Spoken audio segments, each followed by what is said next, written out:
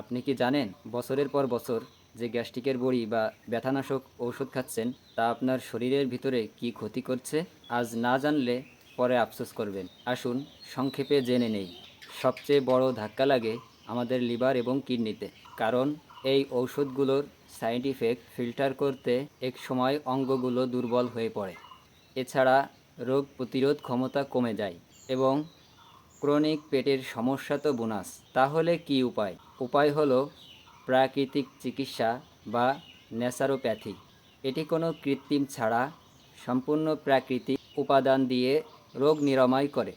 এর সবচেয়ে বড় সুবিধা হলো সঠিক নিয়মে করলে এর কোনো পার্শ্ব প্রতিক্রিয়া বা সাইড ইফেক্ট নেই। এটা শুধু রোগের লক্ষণ কমায় না, বরং রোগ ভিতর থেকে সুস্থ করে। তবে মনে রাখবেন, যে কোনো গুরুতর সমস্যায় হুট করে অ্যালোপ্যাথি ঔষধ বন্ধ করবেন না। প্রাকৃতিক উপায়ে সুস্থ হতে চাইলে একজন বিশেষজ্ঞের পরামর্শ নিন। আপনার কি মনে হয়?